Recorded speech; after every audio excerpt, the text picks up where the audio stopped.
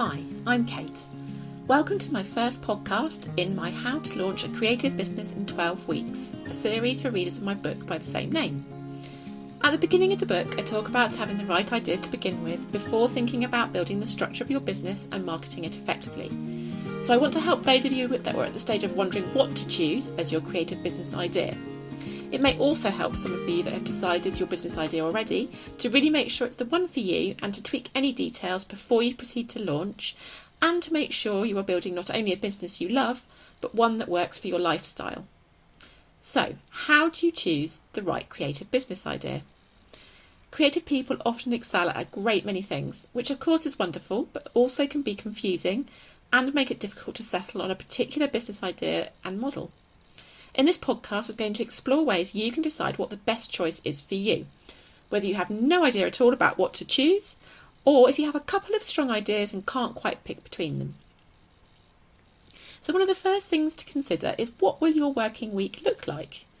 Firstly, it helps to imagine what, where and how you might be working, as this will immediately rule out some business ideas. You will need to consider, when will you work?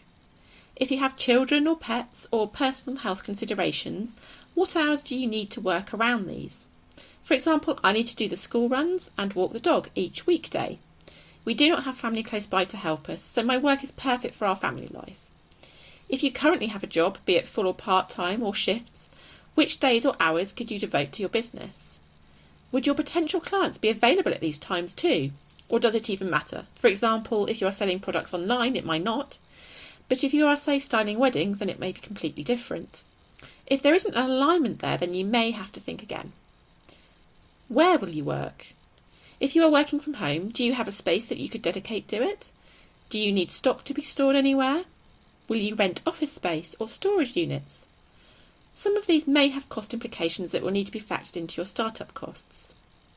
How will you work? Will it just be you? Or do you need to employ or outsource to others? Do you even want to be an employer, or would you prefer to be working alone? Do you see yourself in an artist space, or at a computer, or out in the field creating for people? For example, interior decorating. Will you have to spend time doing a lot of admin, or packaging orders, or speaking with clients? Even in a creative business, if you work alone, you'll have to wear many hats, ensuring the finances get taken care of, that your website, social media, marketing and advertising channels are set up correctly, and much, much more.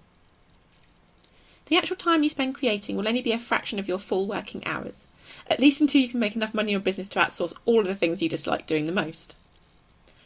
Creating a day-to-day life you want to live is really, really important. There's no point in setting up a business that makes you just as miserable as a job you've already had. So think carefully about the time you might have to spend alone, with others, at home, out and about, and how much this might take up in upfront investment. Next, you need to think about the things that you love to do and how they might be turned into a profitable business. What are your absolute passions and innate talents? Perhaps it's painting, blogging, photography, graphic design, web design, sculpture, ceramics, crafts, writing, stationery, papermaking, or any other creative pursuit. Next, you need to consider whether your chosen favourites are known to be profitable. For example, you know that being a photographer is possible because thousands of people do it. But you need to understand whether the ones that you've chosen could also be profitable for you. You need to ask yourself if you could be happy doing it day in, day out, instead of something that you currently do a few hours a week or month at most. If your heart leaps at the thought of it, then the answer is probably yes. At this point, you may have a million ideas of how you could pursue this new self-employment dream, but the key here is to focus on one core offering to begin with. Plan and execute that well, and then think about adding to your core product or service range once you have proven your current business concept works.